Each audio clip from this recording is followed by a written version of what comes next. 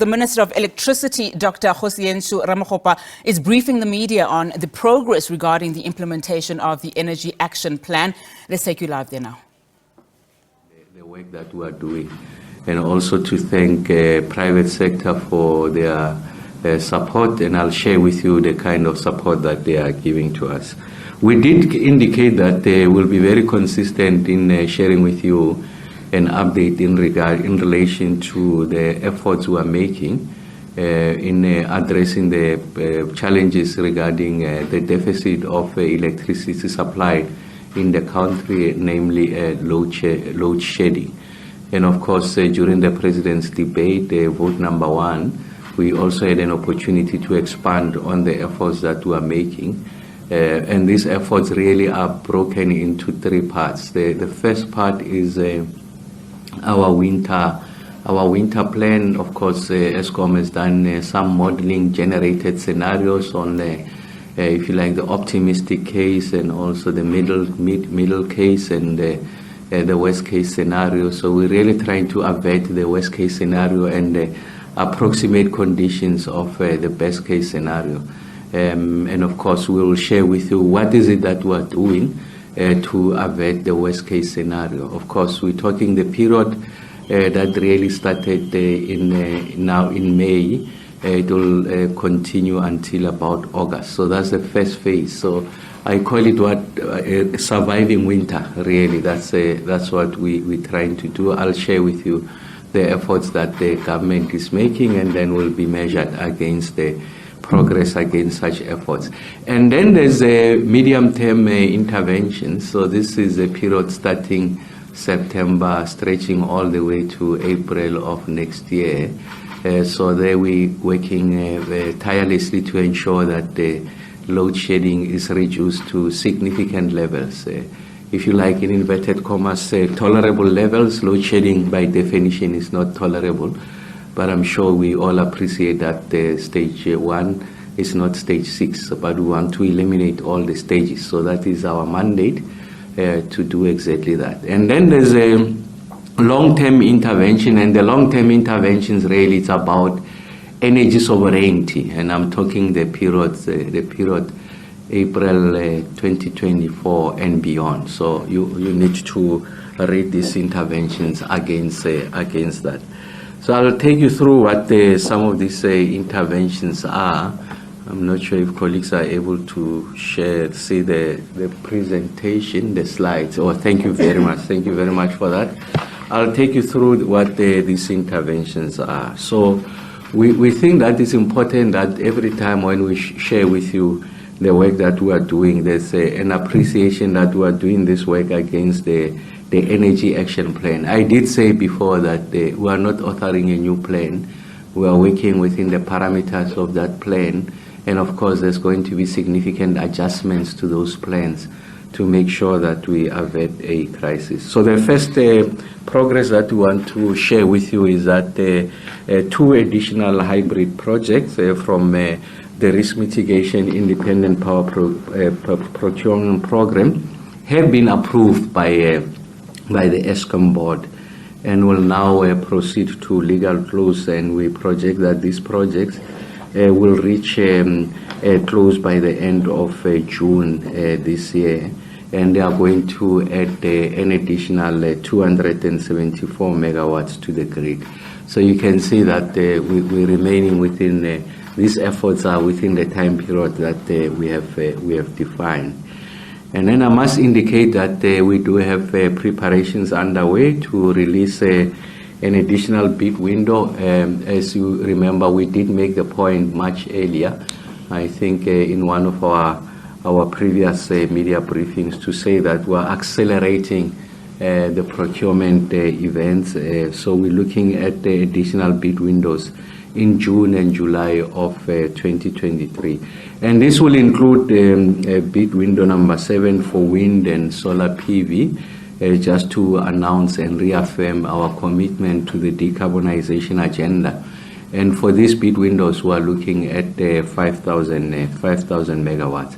We did say before that as a team, including NICOM, we are looking at the possibilities of a more aggressive window to ensure that we are able to canvass as many megawatts as possible from the renewable side. What is important here is that when we go to the next bid window, is to ensure that we match the prospects of these projects to be located geographically in the areas that they've got access to grid capacity. So you know that one of the major shortcomings of the previous bid window, it's about 3,000 megawatts or so that remains unallocated as a result of poor access or no access to grid capacity. So we'll make sure that there's no misstep there. And then the further bid windows for battery storage, 1,200 megawatts. This is important in the context of ensuring that we reach, if you like, approximate conditions of base load, because PV alone, without the backup or the support of storage capacity, is far removed from the base load conditions. And then there's the gas project for 3,000 megawatts. And the RFP for the load shedding reduction program to the tune of 750 megawatts, and the cross-border procurement program of 1,000 megawatts. This program altogether procure in excess of 10,000 megawatts. So during the debate on the budget vote number 1, I did indicate on our forays into Mozambique when we were there on Monday with the minister in the presidency meeting my counterpart in Mozambique and ESCOM equivalent in Mozambique, and a number of state players in the Mozambican energy ecosystem. They did indicate in the immediate we will be offered about 80 megawatts, and then in the next 6 months we'll get about 1,000 megawatts. So we're concluding that discussion with our counterparts Mozambique, so we're confident of getting that. But that is not accounted for here until we conclude those. The point I'm making is that as I speak to you, the 80 megawatt is possible. I also indicated that we're working with our experts here. Johannesburg City Power has indicated that they've got units that can give us 100 megawatts. Nelson Mandela has got a generator that can give us about 44 megawatts. It was mothballed in around 2010. So the technical team, I think today they are in those areas and examining what is possible, and will give you feedback.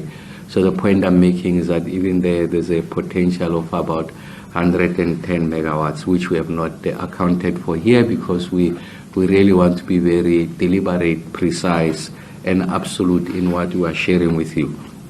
And then there's a tremendous amount of work that the support that we are receiving from the business sector through the Resource Mobilization Fund.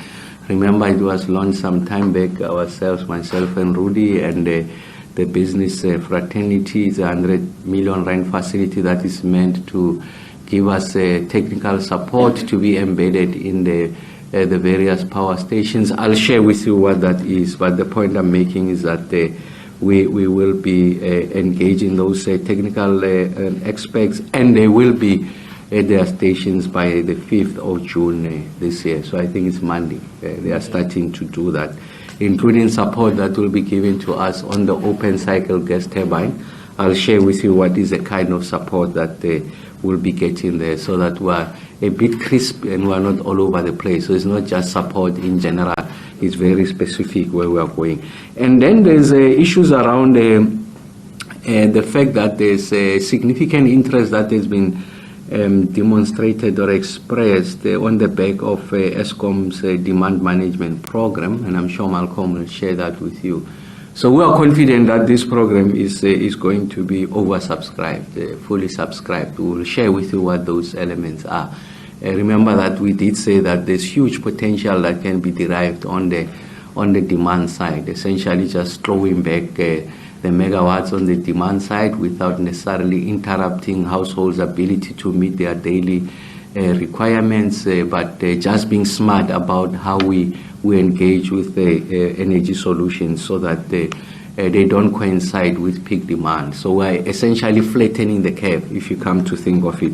That's the point that we are trying to make. And then I'm happy to indicate that the ESCOM has agreed to waive the requirement for security deposits to enable the wheeling of electricity to municipalities in good standing. So we think that this will significantly improve generation because this was one of the major stumbling blocks. I think there's a number of megawatts that are stranded. The economy can't benefit from that as a result of challenges around wheeling. We're working with NICOM also on a broader framework on wheeling. Just now we're in a meeting of the PCC chaired by the President, where you have all spheres of government present here, and we're sharing with them the work that we're doing. Of course, we have been doing this work with local authorities, so we are making progress. I think for me, this is one of the most telling and powerful, I think, weapons at our disposal to address the load shedding question, because it begins to incentivize, if you like, investments on the renewables. And of course, there will be those arrangements between the producers and the potential off-takers. And the major stumbling block was access to the grid, and that has been resolved. And of course, the issues around the ESCOM debt relief bill was passed by the National Assembly, is going to see concurrence NCOP. That is significant from the point of view of benefiting from those the incentives that or rather the ability for ESCOM to invest, if you like, the additional space that is being created by this fiscal support, the issues around investments on the maintenance of the assets, the repurposing of the power stations, and also what is possible in relation to distribution and transmission. So that's going to become possible as a result of that. So just to be a bit more explicit with regards to the technical support, so that there's a better appreciation of what we mean by this technical support. Just to recap, I did say that there is a 100 million rand facility galvanized by private sector to work with us to help to resolve the energy problem. We have identified 4 stations, power stations, that will receive immediate attention. So the Matla, the target is to improve the energy availability factor by 11%. So you can see now we are trying to be measured and precise. So it's not just in general we want to improve the EAF. We are trying to illustrate to you that this progression of the aggregate EAF increasing to 60-65% over time, where are we getting this megawatts? So we're trying to illustrate to you. And then also say exactly what is the problem, for an example, in Matla. So it's issues around coal washing, the ash, slurry, and scrubbing. We'll go to grill.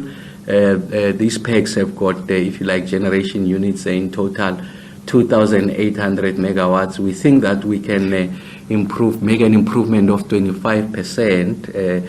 We are reducing what we call partial load losses. So partial load means that the generators are working, but they are not working at the speed that they are designed for, as a result of, in this instance, the clogging of the cooling towers, because if they were to run it at their design capacity, the emissions level are going to be very high. So we need to make interventions with regards to cooling towers so that they can perform their function and we are able to run these machines at the desired level. So that's what we are saying, Creel. So when we come back now, we're talking, like I said, station by station. So it's not in aggregate terms. And then Majuba, the PECs, they give us 3,822. We think that there's a possibility for us to get that an improvement of 12% in the EAF. And they were addressing the back filters, and we think that they will be able to reduce the partial load losses. And as a result of improved efficiency, we should be able to get 1,200 megawatts. And then Kendall, 25%. EAF improvement will address the issues of mills, dust, ash handling, heaters, and denim water.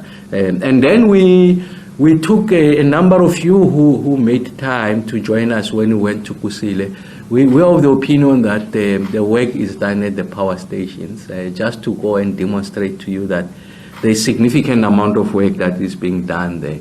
So there are 3 units that have been put out of operation as issues that have to do with the flue gas desulfurization and as a result compromising the integrity of the 210-meter chimney.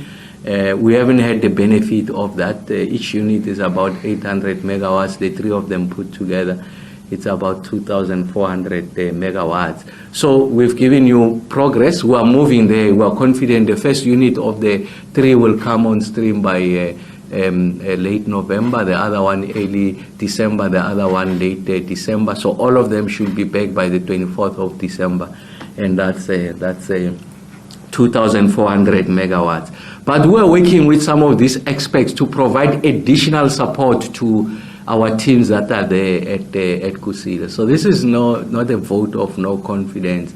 We're not casting any aspersions. So we thought that we need to give them additional capacity in relation to ensuring that we're able to implement this within the time frame that we had set for ourselves. So when we're in Kgosientsho, we got the assurance that we are on track, but we want the team to go back just to give us additional assurance and or to propose, if you like, steps that can be taken to even bring them earlier. But we'll stick to the initial timeframes as the ones I've shared with you. And then there's an issue around the open cycle gas turbines. So Horika, they're connected by a pipe. I think that's not a major problem. The big problem comes at the Ankerleg. If we want to have them on load at the percentage that we want to have them, we are going to have a logistics problem.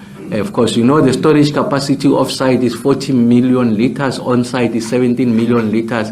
But what it means is that at the rate at which we'll be running them, you'll need about 100 trucks coming in. And if we want to ramp it up, logistically from the internal team, they were finding it difficult to find how best to accommodate additional trucks. So we have sent some of these experts who are very knowledgeable on logistics, and they'll come and help say to us what is possible.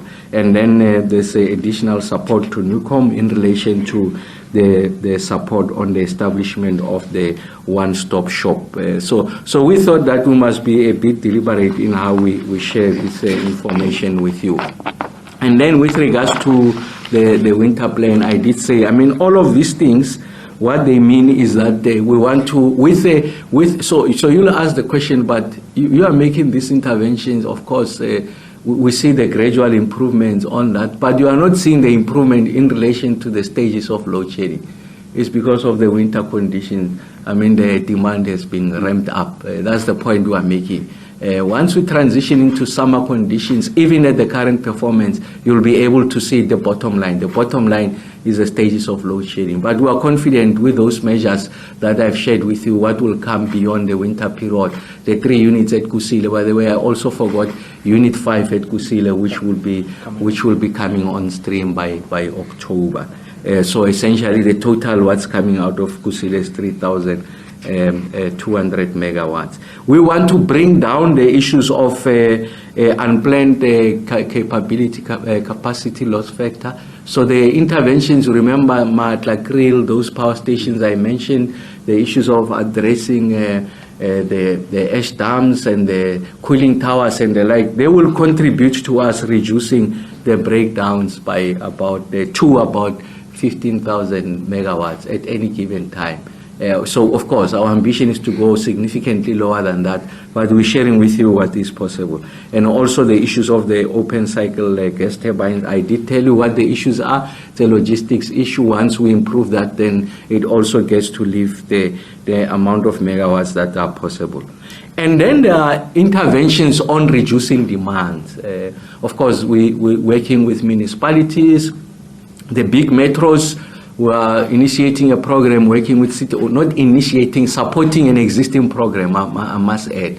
City Power, they think they can claw back about 370 megawatts. The City of Cape Town will be doing the same. And then we'll be going to other metros. I know we're doing Buffalo and Nelson Mandela as part of our overall effort to ensure that there is a consistent supply to, amongst others, the original equipment manufacturers in the auto sector. I'm talking specifically about these interventions that are localized in Nelson Mandela and also in Buffalo municipality. So part of our demand, we think that in this period, there's a potential of 1,000 megawatts. Of course, savings. This is going to be expanded beyond just the winter period. That's the point I'm making. But we think in the short term, 1,000 megawatt is possible. So it's about setting inverters and batteries to charge from the grid during the night. So part of the problem that we have is a surge in demand when the lights come back after load shedding. So what people do, they consume what they consume, and simultaneously they charge the backup,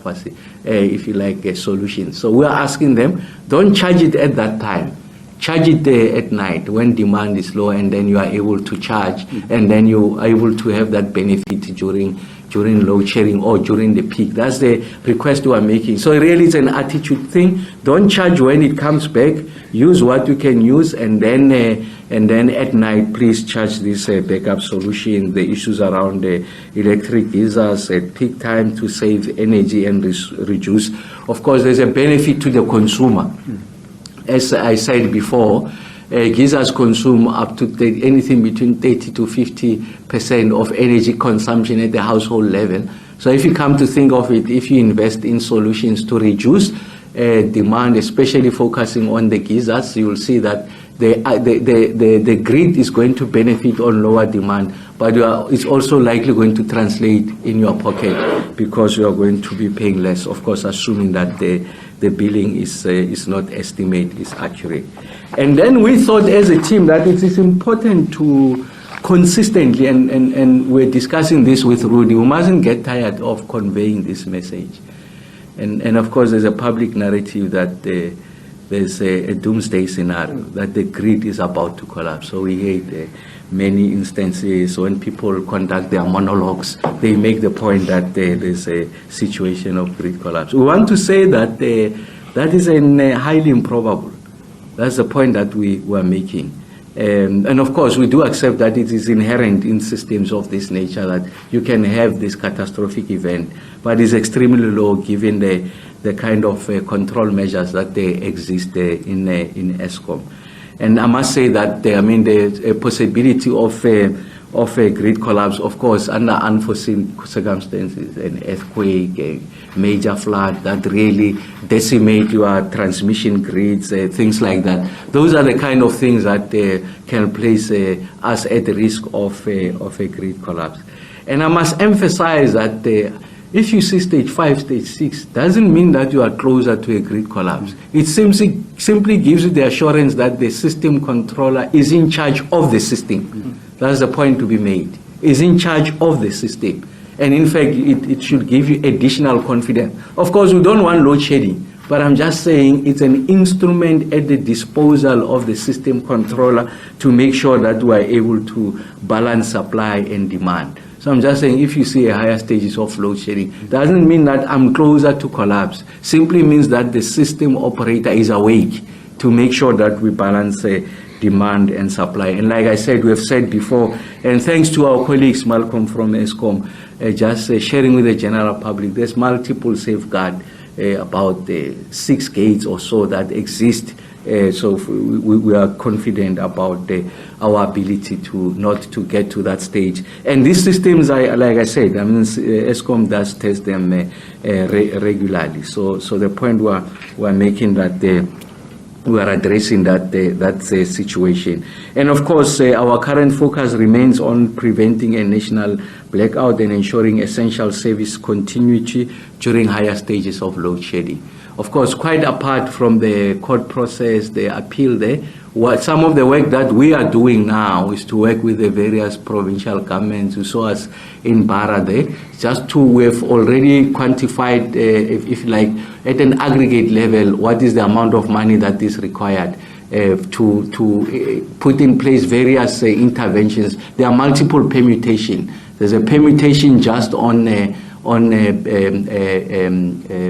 if you like, generators, we have done what the numbers are for a big hospital, a small hospital, and also you compute in there what is the cost of diesel. We have also done computation if you just have PV on its own, what is the capital cost, PV plus battery energy storage solution, what you call BESS, what is the cost to that, so that there's an appreciation of the cost. And I must say that in this regard, we have been engaging with multiple players, including the diplomatic community. We'll be announcing a major grant that the Chinese government and its people are making it available to us so that we are able to install in these multiple strategic installations so that we don't get to a situation where we fail to provide our promise of uninterrupted quality supply to major installations in the country. So we're not abrogating our responsibility. The state carries that responsibility. So the court case is about the feasibility, whether it's possible to provide that uninterrupted without collapsing the grid. It will take its own course, but we are focused on ensuring that we make this, the interventions that are necessary. I'll now hand over to Rudy to take you through on the interventions. Sorry, the line was now. Can you quickly just want to load it? So I think, thank you, Minister. I think that's a succinct update as always. What we're trying to do right now is trying to deal with some of the more immediate interventions around how we balance the system and ensure that we don't have higher stages of load shedding. What we are going to focus on specifically is areas that are related to demand side management, and really part of this briefing, building on the interventions that ministers announced around plant performance and improving the running of the OCGTs is really about what we can do as citizens and also as what we can do as businesses. And Malcolm and them have been doing a lot of work, really significant work around mid-merit customers, industrial users, and a whole set of different things. So this is, Minister, this is the start of the campaign that we want to launch. This campaign will be run out over the next few months, quite intensive. What we want to see is a significant reduction within the next 3 or 4 months. Of course, we want to continue running this campaign. And this is building on what we've done before, because we had a very successful campaign in 2010. We were able to save over 3,000 megawatts. We did a successful demand side campaign in 2015 as well, when we had significant problems. And here again, we're asking our citizens to be able to use electricity sparingly. So what we are doing is a range of implementation measures to prevent load shedding from exceeding 5 to 6, stage 5 to 6 over the winter period. As Minister had said, we are going to look at a number of interventions to try and avoid and reduce unplanned breakdowns, and of course return additional units to service. That focus on the 4 power stations are going to be quite critical, including avoiding slippages. So we take things off and then we put them back on and they break again a few days later. That's going to be important. And as a Minister had indicated, the engineering teams are working on the OCG. But ultimately, as we do that, and as the teams that we have working with Eskom, the most important and the most urgent intervention that we can have right now is by curbing load shedding over the winter, and that is by reducing our demand, right? And it's possible to reduce demand by 1,000 megawatts. So what we're asking for as a minimum is for us to support a campaign to reduce our demand by 1,000 megawatts. That's one stage of load shedding, and it makes it very, very significant, and that's going to be important. So that's how simple the measures is, and 3 areas that we want. Energy saving measures by households, participation in the distribution demand management program that Malcolm runs, and Monday the GE for distribution, and then investment in rooftop solar by households and businesses, and that's taken up the incentive on the offer that is there, that is currently being provided by the Minister of Finance in his budget speech going forward. But taking these simple measures, we can limit the severity of load shedding, Minister, quite significantly so. And a minimum target of 1,000, we think that we can get significantly more if we have every citizen mobilized around that, industrial users and businesses around that. What did I do? Sorry about that. Okay. So this is just a simple showing of how to balance the system. You may have seen this before, but what we want to, of course, see is balancing of that, right? So currently what we see is managing demand, providing incentives are going to be important, energy efficient measures are going to be important. Power alerts, the way that we've done that before on daily notifications, that's important for managed demand. On the increased capacity, Minister had talked about that quite succinctly and in a very detailed fashion. That is about improving plant performance, completing and fixing the new build, but Kgosientsho in particular, unblocking grid capacity, making sure that we're able to get those connections going, and of course enabling private sector investment and repurposing and repowering. So we need to look at a whole set of different interventions as it is to be able to manage that and to ensure that increased demand is better managed and that we're able to meet the demand that's out there on the grid. Interesting graph here. Just look at the red and black is what has already been done. But here the point is what you want is the green graph on the right-hand side to be much lower than the black graph, right? And so that's it. So green is the forecast demand, right? And the black is the forecast supply that we'll have there. What we want to do is not have a situation as you see on the left-hand side during May and April, a significant increase in demand, the red graph peaking much well over the black graph. That's what we need to avoid. Otherwise, that is going to give us much more higher stages of load shedding going forward. So this is a useful graph just to show why it's important as we do forecasting, how we can ensure that the kind of interventions that we are supporting and you are supporting are going to be able to take that green graph much more lower than the black graph, and that's going to be a significant area of work that we'll work with you on that. So what can we do? Right, these are simple interventions. We'll be running this campaign. The Minister will be doing a whole set of different interventions that he spoke about. But simple things. Back to basics. Switch off electricity geysers at peak times. Actual fact, before we start over there, I just wanted to give you see there's an information note in the right-hand corner. So just an important information note around geysers, for example, right? So the residential sector consumes 24 to 25% of electricity, or 35% of total peak demand, right? Geysers, water heating consumes the greatest amount of electricity, which drives peak demand. That's about 30 to 50% of household consumption, right? Therefore, water heating contributes overall about 11 to 18% of peak demand overall. If we simply switch off our geysers, we're able to reduce significantly that demand that's there.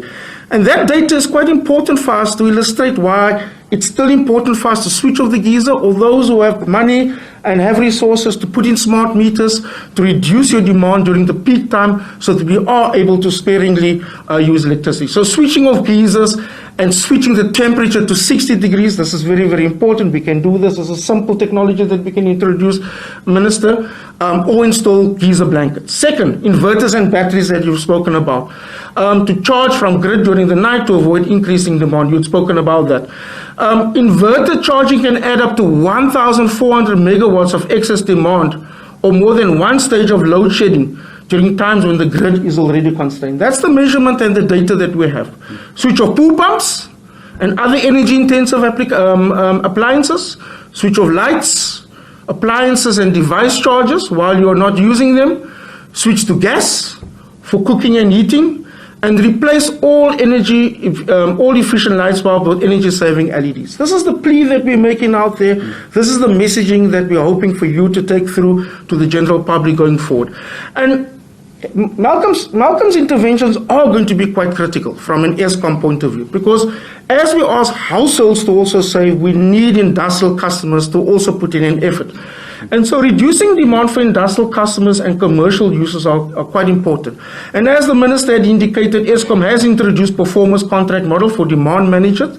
They've introduced a whole set of incentives to customers to reduce demand and shift load during peak hours or to achieve sustainable energy savings. That is available, and if there are questions, Malcolm is able to address some of those particular questions around what sort of incentives, the description of the incentives that are important. And then, of course, from a public sector point of view, we have to ensure that measures are being taken in government buildings across the state sector over the next 12 months to reduce our demand. We still see a significant number of lights that are on, inefficient systems that are there. We need to ensure that the campaign is across director generals who are accounting authorities, ministers, state sector, everyone that is required to be able to reduce their demand over there. If we're able to introduce 10% saving, that's about 300 to 400 megawatts of saving from the government or state sector. This is going to be quite critical.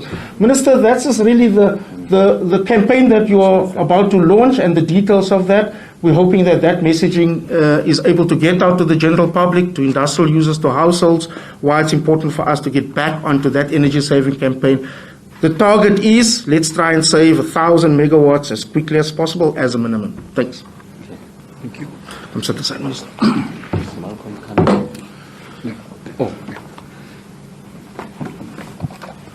Thank you very much, Minister. Thank you very much, Rudy. Minister, I don't know if Malcolm is going to say anything, or is it just during the question time? During the question time. Okay. There you have it, colleagues. I think we will open up the floor for questions, but we will take from those colleagues who are on the floor at the moment. Just raise your hands, and then we'll move over online. I see your hand waving behind there. Paul, you need to find the microphone. I'll give you the first stab at the question run. Anybody else on the floor in the meantime? Carol will be second. Paul, go ahead with the first question. Thank you. Hi, good afternoon. Paul Kgosientsho from Bloomberg. On Wednesday, the President mentioned the electricity security bill. Minister, can you give us an idea of where this bill is, what it's about, and when do we think it'll come to Parliament or Cabinet approval? Thank you. I think the microphone is a little problematic. Carol? Yes, we did get it. Carol? Thank you. Carol from News 24. Just some points first of clarity. Minister, which projects from the RMI have reached, which additional projects have reached, are expected to reach close? I guess those are not the SCATEC ones, which have already done, or are they the SCATEC ones? But anyway, if you could just clarify that. And then I've heard about a twinning program that Eskom has with some of the kind of big industrial employers and operations. I don't know if that's a real thing. If you could just elaborate that. And then you talked about a technical team that was going around to these 4 power stations. Who is that technical team? And then I also didn't catch, what you said about how many million litres of diesel you'd ideally want. Thanks. That looks like 2 hands. Minister, over to you. Well, I'll ask Rudy to go first. I think the Paul's question.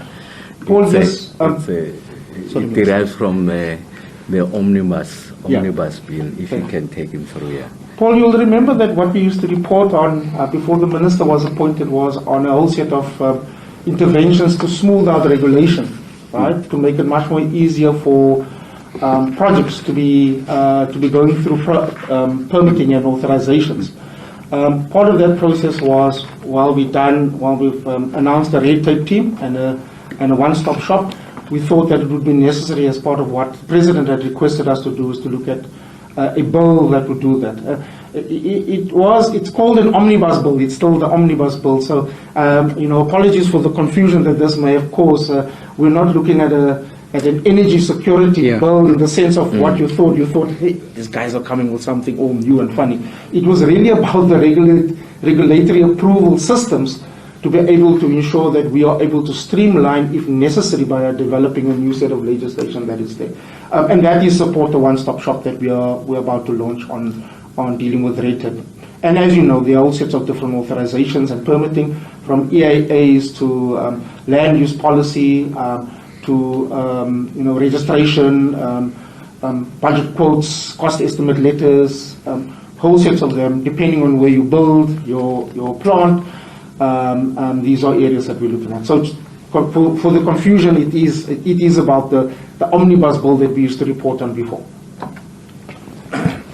And the parts of what was the omnibus bill is the one that has already gone through, which deals with the establishment of the various entities, the three entities of ESCOM. So, Carol, on that, I'll give you the actual names of the projects. I don't have them now, but I'll make sure that I give them to you so that we are precise with the answer. We'll make that available to you and everyone on the call. And then on the twinning program, really it's about, some of them are people who had worked at ESCOM before.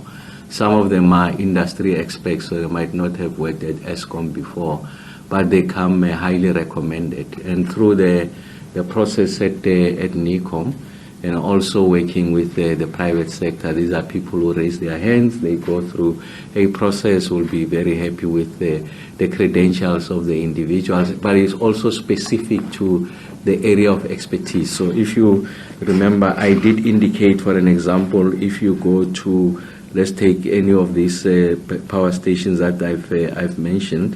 When you go to Majuba, we're talking about the challenges with regards to the back filters.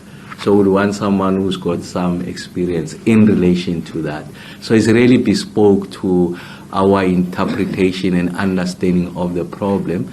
And how we get to pick up the problem is that we see the repetitive nature of this failure and its implications on the availability of megawatts on the grid. We isolate that and then we look for the kind of expertise that can help us to resolve that. So essentially we're drawing it from the pool that we have created over a period of time, and then they come to assist us in that way. And then in relation to the issues around diesel, remember I did say that, Carol, in the 18 plus percentage tariff increase that's NERSA approved for ESCOM, they had built in there ring fence 8 billion of that was for the procurement of diesel. And in the 254 fiscal relief, I did say that the National Assembly has approved concurrence of NCOP. ESCOM had the ring fence about 22 billion rands of that for diesel. You put them together, it's 30 billion rands. Now, what we're doing is, if we're to run this open cycle gas turbine, and unload greater than what ESCOM's projections were. Remember that the rate at which we burn them is a function of the performance of other units. If these other units are not coming on stream, it means that we are going to run this almost like a base load. So we're doing that projection, but at the current figures, so if we're to continue at the rate at which we are doing, that 30 billion might not be sufficient. And then the next question you'll ask me about, Minister, what is that amount? We're working on what that is, so doing the modeling. And then the next question, if it's more, where will that come from? Of course, there are two, it can come from one of two places. It can come in a future tariff increase, or it can come directly from the fiscus. But if you come to think of it, ultimately it's the South African taxpayer who gets to pay. And then whether that is affordable or not, how we answer that question is, if we are able to save one stage of load shedding, we juxtapose that number, what is the cost to the South African economy as a result of one stage of load shedding? So, Carol, we will, once we finish that modeling, come back to you because it's a public information really. And we did commit to you, and when I say you, I mean everyone, that will be transparent about those figures so that we get to be interrogated on that. So I'm not in a position to say whether 30 billion will be enough, but at the rate at which we are burning, if we are to continue throughout the calendar, it will not be sufficient. We'll tell you what is that number. And if we can't get that number, then it means that you must slow down this OCGT, and then, of course, there's a cost, and that cost is higher stages of load shedding.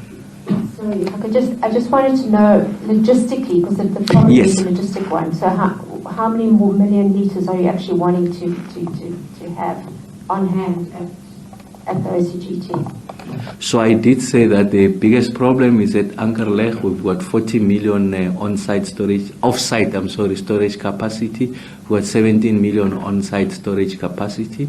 issue that they will be depleting this very quickly, so you need to be replenishing them. Horika, remember, is a pipe, so we will not have major problem.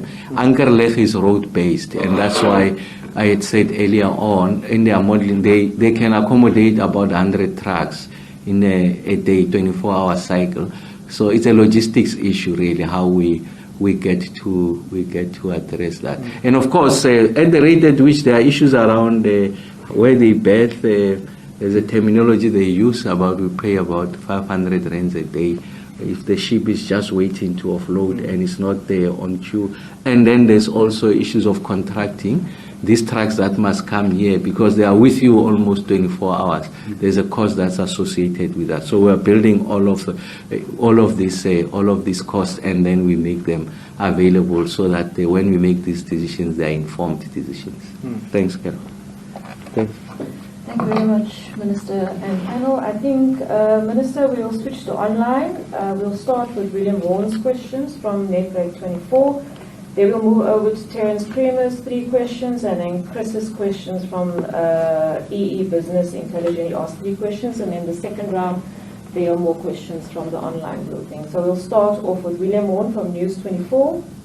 The first question to the Minister, with NECOM discussing the potential shortening of the proposed contract with Car Powership, what has the Minister's experience with the company been when putting this proposal to them? Is this possible? Will it potentially have cost per kilowatt implications? Second question from William to Rudy. What are NECOM's intentions with working with DMRE on potentially updating the RMI PPP if its preferred bidder Car Powership does not attain approval? Will the window for tenders be reopened to expedite acquisition of 1,220 megawatt from other producers on an emergency basis? His third question is to the Minister. What contingency plans, if any, are in place or being developed in case the court case to exempt thousands of institutions from load shedding ends in favor of the applicants? What will change in the scenario for South Africans as a whole? Then over to Terence Creamer. He asked 3 questions. He's from Engineering News. Please could you explain the significance of Eskom agreeing to waive the requirement for security deposits to wheel into municipalities in good standing? How much capacity do you estimate could be unlocked through this waiver? The second question is Engineering News. Did Eskom investigate the cost benefit of pursuing power buybacks from energy-intensive users over the next 3 months? If so, why was it found not to be a feasible option? And then his third question from Terence is, could the Minister please offer insight into how he sees his powers and how he intends to use them, especially as it seems most determinations in terms of the IRP, including the Eskom emergency procurement programs, have been made. Those questions are from William Vaughan and Terence Creamer. Thank you. You can go first, I'll come. Are you sure? Okay. No, that's fine. On the issue of Car Powership, we haven't had that conversation, but just to restate my position is that my definition of emergency is can't be more than 5 years. So we're standing on that position. Whoever we engage in can't be more than 5 years. Of course, that has got implications on the modeling of the tariff. The longer the period, the flatter the tariff structure is. I always make the point that the best measure of whether it's affordable or not is the cost of not having it. It means that you are going to be burning diesel. But I think that the cost of burning diesel is really an outlier. The other comparison is what is the cost with regards to bid window 1, bid window 2, bid window 3. And if it's favorable, it's something that is worth pursuing. And I did indicate that at every turn, we will make these things public. So it's not, will not be coming here just to announce. We'll share with you what is the duration and what is the tariff structure and what is the rationale. So we haven't had the engagement, but I'm just saying that's how I enter that conversation. And on the duration, the period where I am is non-negotiable, can't be anything more than 5 years. I give you that assurance. And then I'm sure Rudy will come on the other side. Just on the issues around the court ruling, I did indicate, of course, we're going through there's an appeal process.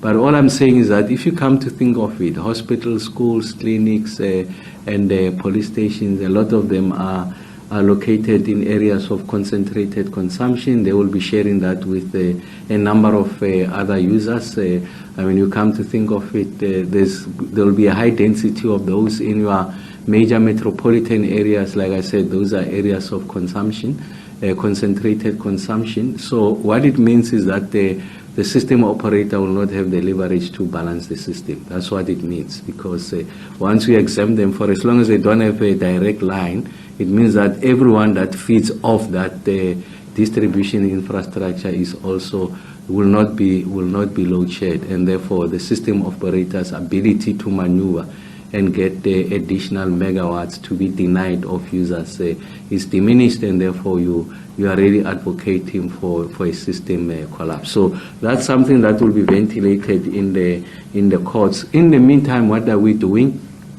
Like I said, there's about 73 hospitals that have been exempt. I think the National Department of Health had requested for about 230 or so of these hospitals to be exempt. 73, as I speak to you, are being exempt, and there's a further 43 that ESCOM is looking at to exempt.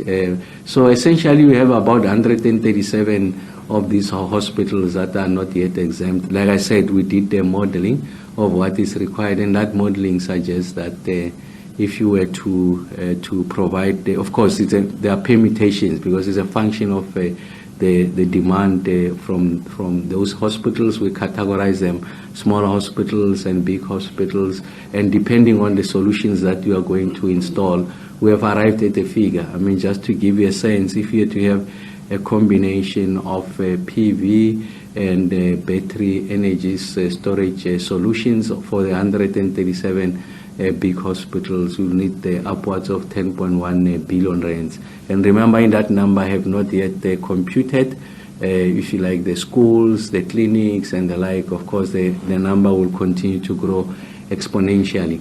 And then we also juxtapose that number. It must be juxtaposed with the solution that you buy a generator, and then you also run the generator. So the cost of buying diesel at the current prices, I think, just shoots up, goes through the roof, and we're able to illustrate that the return on investments, if you had to go a combination of PV and the best solution, your return on investment is over a period of 3 years. So that's what we're doing ourselves. So just readying ourselves outside the court ruling on what is possible, and we're presenting to Cabinet what's possible. And then there's what we call SIP 28, that the Department of Public Works and Infrastructure is working on. In my previous life as a technocrat, we're leading that. So what Rudy referred to earlier on, the retrofitting of government buildings, we're going to start with the correctional centers in the country. So we're going to go out. We were meant to go out about a fortnight ago. I think there were issues that we are being ironed out with National Treasury. The GTEC is the one that is running that procurement process. So in terms of that, you go out to market. Is the market that puts up the upfront capital cost. It's not only savings on the energy rates around utilities, water, and waste. And then for that saving, of course, you get to share with the state on the savings as a result of that intervention. And then you get that benefit over a period of time. And the length of time is a function of the upfront capital cost that you would have made. So that's what we are doing as government. And Rudy did indicate that just on government facilities, we think you can claw back close to 400 megawatts or so, whatever the figure is. But the point I'm making is that there are those efforts in government to address that. And then, okay, in relation to the powers, yes, I think it's it's 34.1. 34, subsection yeah, subsection 1. So it's really about the generation side, determining, if you like, the configuration of generation, that is that the mix of generation, how that will be procured. Of course, I mean, the principal responsibility is the IRP process. It's already underway. So it simply means that we then get into the bandwagon. We lead that now because that assignment is given to us. But there are issues around the emergency procurement that once we sit with NICOM and finalize what is possible, we can make that determination on what is possible. Of course, the instrument to procure still remains the IPP office. The IPP office is not dismantled. The IPP office still continues. Of course, even under this new dispensation, still accounts to Minister Mantashe. But I think it's important for us to, and of course, the President did say that there has to be collaboration, and that's why we are working very, very closely. So we really don't see that separation. We simply see that it has brought a great deal of clarity. We've got original powers now. We can move with speed as we engage with the NICOM and the process at the NICOM level. Rudy? Thanks, Minister. So what does that mean, William? I think the Minister's clarified that quite excellently. What does it mean is that 341, the Minister has the right to determine power, and he still has that, and that's quite critical. So although, as I think there was an issue of whether some of those are between 19 areas of interventions have already been determined, the fact is that the Minister should on the basis of, let's just talk about the risk mitigation program that is right now. Minister has spoken and made it very clear. An emergency power intervention is not going to be more than 5 years. Now let's assume that the power ships that are there are able to find financial close, and that means getting authorizations, because that's a step that you have to do, right? If they do that, that proceeds. There's a negotiations at the Minister. Should they not, for instance, then of course there's a different conversation that would have to be had if they are able to get the authorizations and a whole sort of different things. And let's assume, for example, and again this is assumptions, that those can't continue. The Minister has the power to determine, and that's why he says this, to determine whether there's an additional or new emergency round that is required. And that's precisely on the basis of the conditions that he said. So I think it's quite important for us to be able to understand it in that context. Terence, on the waiver. The waiver. ESCOM approved the waiver. The deposits. Yeah. Terence, on the waiver, the security deposit waiver, this was quite important. It was largely, there were 2 examples, but the one specifically that we did was around Ekurhuleni. There was a particular set of projects, a 200 megawatt project. I won't mention the project developer, that needed to build and would have to dispatch the electrons across the project has been built in the Northern Cape and would have to dispatch it across the distribution network of ESCOM all the way to Ekurhuleni. Ekurhuleni, basically said, well, we don't need to develop additional transformers and facilities to be able to do that. And then, of course, suddenly there was a conversation, well, we wanted to have, security deposits. Now, over and above that, Ekurhuleni also had a wheeling framework agreement. And part of that discussions with them was trying to, forego the security deposits, because that's a suddenly new condition that was set there. A bit of an intense conversation and discussions, and we were able to resolve it. So it's one of those criteria that I think we are able to get out of the way. It doesn't necessarily mean, Ekurhuleni, of course, as a metro, has a wheeling framework, so it makes it much more easier. They've got a costing, they know how much it's going to cost, they're able to know where the connection points are, makes it much more easier. I think it's just one area and criteria that prevents us from moving towards an adequate wheeling arrangement that is quite critical for us to be able to, as Minister says, to evacuate electrons across the different systems wherever it is being built, and that's the most important part. So it comes largely from our conversations between ESCOM and Ekurhuleni distribution around a particular set of project, which was a 200 megawatt project and a huge investment out in the metro of Ekurhuleni going forward. Minister, I think that's... Maybe just to say, for purpose of completeness, what are we doing on our part? Because Ekurhuleni as a metro is, if you like, a center of excellence. I'm talking about the capacity that they have, and I guess the same goes for many metro municipalities. But you are going to find secondary municipalities and also much less affluent municipalities that don't have the technical ability to enter into very complex negotiations around the wheeling framework. So what we are doing as a team, we are putting together a technical capacity that is going to help these municipalities, and we want to transversalize, if there's such a way, to make it uniform across so that there's an appreciation and predictability in relation to issues around wheeling. We are engaging, of course, with the SALGA, but there's a process that has to be run through the NESA process.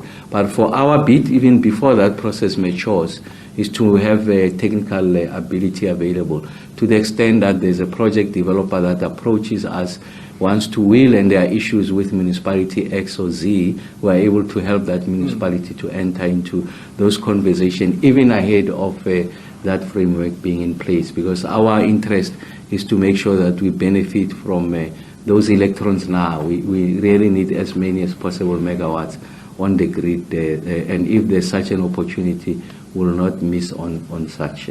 Thank you. Thank you, Minister and Rudy. I think for the sake of just managing the questions, there are 8 questions coming up. We'll take Chris. Is it a follow-up, Paul? Yeah, follow-up. Okay, then you can go over the follow-up. Sorry about that. I just want to get it clear. So there's no such thing as the electricity security bill that the President mentioned, and everything will be in the new electricity amendment bill. Am I correct on that, or did I get it all wrong? Sorry. It's something different that we're introducing. Is it? Yeah. And when will that be introduced? We're finalizing the process so that we can submit it through to Cabinet and, of course, into Parliament. Great. Thank you. Sorry. Thank you, Paul. Thank you, Rudy. All right, so we'll start off with Chris Yelland from EE Business Intelligence. He asks 4 questions, and then once Chris's questions are dealt with, we will then take the rest of the questions and then hopefully close the briefing. Minister, Chris asks, please can you advise the latest thinking on Car Powership? At the last briefing, you indicated a change to a 3 to 5 year contract period, not through a renegotiation with Car Powership, but through a new transparent, open and competitive procurement process where other non-car power bidders would be able to bid. Is this still the thinking, or has there been any change in this particular thinking?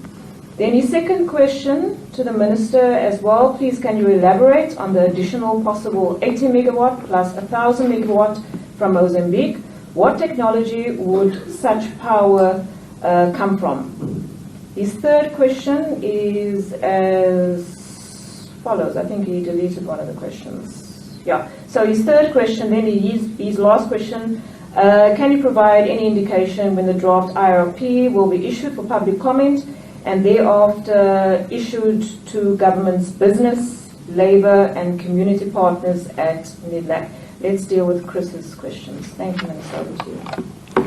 Thank you very much, Chris, for those questions. I did reiterate my position on what constitutes emergencies. So we are not going to deviate from that. There should not be more than 5 years. Rudy did indicate that the current procurement process is still undergoing the issues of negotiations and issues around approvals, to the extent that part of those negotiations can result in lowering or reducing that period to 5 years. I think that will be a welcome development, because then you don't have to rerun a new process. Then you are able to truncate that process, for lack of better. In fact, you are not truncating it, you are closing it quicker. But to the extent that you are unable to find each other, as indicated with the new powers, then you can go out and say, make a determination that we need that emergency procurement, and then it will be on the terms as stated above, in relation to the time frame and all of that. The competitive bidding process, like all other tender processes, are required in the country, transparent, and will make this known to everyone. And Chris, on the additional 80 megawatt, I think it comes from the Powership already, that site. I think they've got the excess of 80 megawatts. We're going back there because they indicated there's a possibility of ramping that up, but what they guarantee is 80 megawatts. And then on the 1,000 I think it's a gas solution that they are proposing, and I think it's gas that they are proposing. And then with regards to the draft IRP, the comment, when is it going to go out? It's a conversation we want to have. I mean, we got the powers. We are engaging with a team that was working on the IRP. And one of the issues that we are raising there is how far is the process, because we really want to accelerate that process, but we want it to have credibility, even if it's going to go out. Of course, it must first go to Cabinet as a draft before engagement. Of course, there are legislated other steps. Before we take it through those legislated steps, I think we need to familiarize ourselves with what its core argument is and how it arrives at the configuration of the energy sources, if this is consistent with the decarbonization agenda, if this is consistent with the reality that is facing us, if the timelines are realistic, the kind of mix that is proposing. So yes, I think once we finish that internal process really is just the ministry, NICOM, and the team that has been working on it, because we are not in any way suggesting that our arrival and the assignment of responsibilities suggests that there was no work that was being done. There was work done. All we want to do is to accelerate it, and Chris, we will make that available to you. I mean, the kind of question, the timelines, when, and those legislated steps, we will come back to you and advise on how we are going to manage the process of the IRP. Thanks. All right, of course, that was the Minister of Electricity, Dr. Kgosientsho Ramokgopa, briefing the media there on the progress regarding the implementation of the Energy Action Plan. A lot said today. One of the things that he said, obviously, was that the possibility of a grid collapse is highly improbable, stating that high stages of load shedding do not mean we are closer to grid collapse.